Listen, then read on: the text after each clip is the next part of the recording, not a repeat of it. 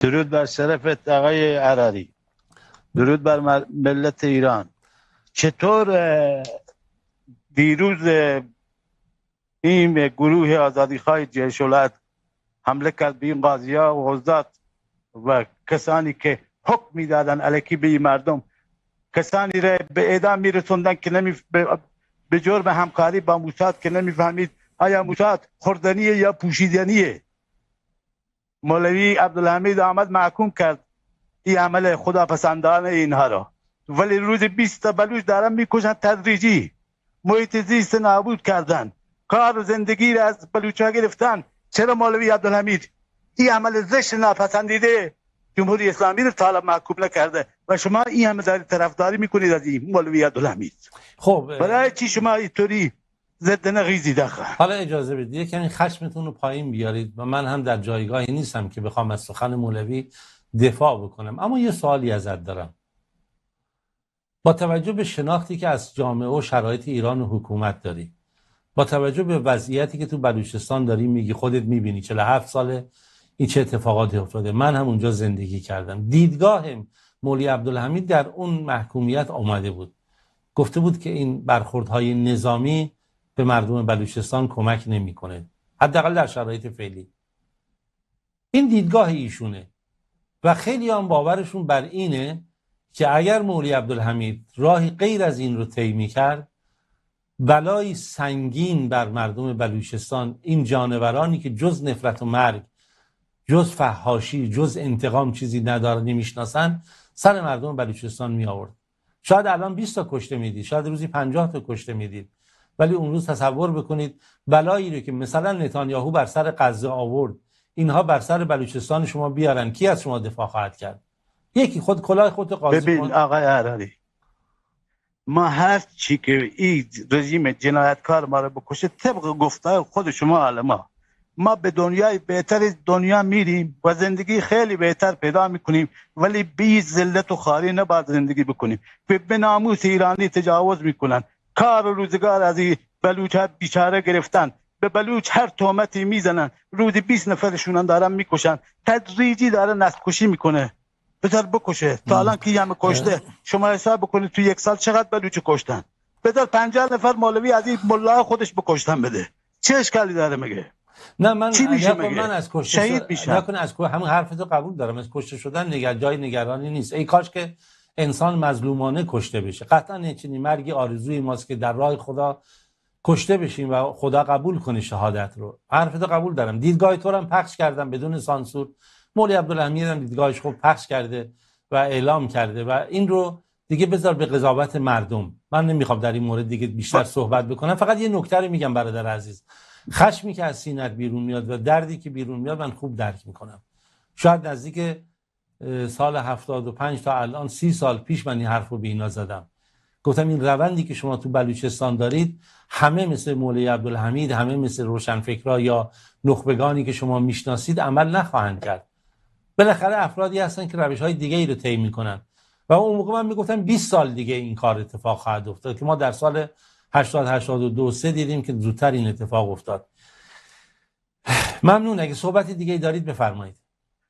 فقط صحبت به این درود میفرستم به تمام ملت بلوچ و به بلوچ‌ها میگم که بلوچ اگر یکی نشدید یکی کشته میشید.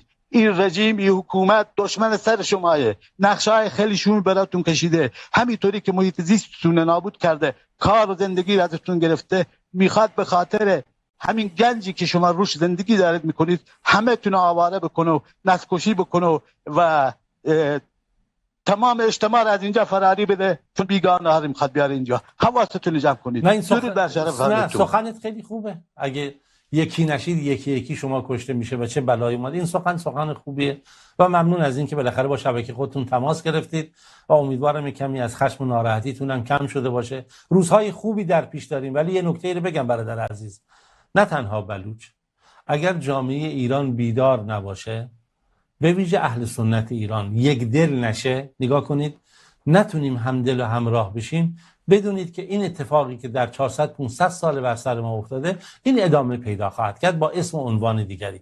ممنون از اینکه تماس گرفتید. درست. استاد عراری، من استاد نیستم، ابراهیم هم در خدمتتونم. بفرمایید. ابراهیم عراری، الان طوری کردن ما رو، طوری به دیوزگی رسوندن که شده الان خدای ما شده گازایی، پیغمبرمون هم شده بنزین. از این زندگی دست بکشن تا به راستی درستی برنگردن. خدا به این ملت هم رحم نمیکنه. درود بر سرت. آره یه نکته هم بگم برای اینکه ناراحت نشی، خوشحالم باشی. من بلوچستان زندگی کردم. بله برخی ممکنه دچار مخبری بشن، ذلت بشن، ولی مردم بلوچ یه ویژگی دارن، همیشه تو تاریخ مد نظرم بوده. وقتی دوران عصر پیامبر، عصر جاهلی رو نگاه میکنم، میبینم که درست یک جوانمردی ها و شجاعت هایی رو دارن، یک ویژگی هایی که شما در ملت های دیگه کمتر میبینی. شاید من اینو اینجوری احساس کردم. و علت این که بلوچستان با تمام فقر، با تمام بدبختی، با تمام این مصیبت هایی که سرش آوردن، از ببینید یه خانواده 8 نفر یه دفعه یه جا دفنشون کردن چند روز پیش. چرا؟ برای چی بوده؟ هیچ کس نمیدونه. نهایتش اینه بگی برای مواد مخدر بوده، اینها مثلا از گرسنگی این کارو کردن. اینا تمام عمر بخواد برای همین پاسدارا و همین جنایتکارای سپاه پاسداران، برای همون سران آنوسی اینا مواد مخدر می‌بردن. بلوچ مواد می‌بردن میرسوندن، الان تاریخشون تمام شد، کشتنشون. ما کاری نداریم. گرفتی عملشون رسیدن. گرفتی. بلوچ با عزت زندگی کرده، با عزت زندگی خواهد کرد و روزهای خوشی رو قطعاً به اذن الله رب العالمین امیدوارم شما در بلوچستان، ایران، در همه جا داشته باشیم. خدا بزرگه. شک ندارم. در پناه الهی درود بر باشید. شرف. شما هم خدا حفظتون کنه. درود بر. متاسفانه دردها زیاده. وقتی که بینندگان این دردهای خودشون میگن، یعنی کسی نمیفهمه چرا تروریست پدید میاد، چرا واکنش های بد در دنیا رخ میده. خب اگه درست عمل بشه که این اتفاقا نمیفته. من گفتم کسی که نفرت میکاره، خب نفرت باید درو کنه. کسی که مرگ میکاره، مرگ باید درو کنه. و این همون مصیبتی که رخ داده. نکته‌ای که در مورد رسول خدا صلی الله علیه و سلم داشتم به این آقایون گفتم همینه. آقایان، چرا که محمد صلی الله علیه و سلم نمیتونست، حق نداشت، این خدا بهش میگه لیس لک من الامر شیئا. آقا هدایت دست خداست. تو میگه نمیتونی هدایت کنی کسی رو دوست داری، خداست هدایت میکنه. و تو وظیفت ابلاغ، وظیفت هدایت، وظیفت رحمته. دقت کنید اینجاست که تو اگر با کسی که سخت‌ترین دشمن توست، دیدگاه قلبی تو، دیدگاه فکری تو، دیدگاه عملی تو به گونه‌ای باشه که برای اون مرگ و نفرت رو به ارمغان نیاره، بالاخره یه جای اون متوجه میشه تو خیرخواهی. جماعت تبلیغی ها میگن تا خیرخواه نباشی، تو دلت خیرخواهی برای کسی نباشه، تبلیغ اثر نمیکنه. این یک واقعیت دینیه، چه برای حکومت ها، چه برای برنامه‌های دینی، چه علما فلان. این نکته کلیدیه و محمد صلی الله علیه و سلم این نکته رو داشت و همین بود که سخت‌ترین دشمنانش جزو حامیانش شدن، جزو کسانی شدن که جانشون رو فدا کردن در مسیر این آیین و برنامه. و این یک واقعیت عینیه. حالا چرا که در آیین محمد صلی الله علیه و سلم آیین بردگی نیست، انسان در برابر انسان بردگی کنه.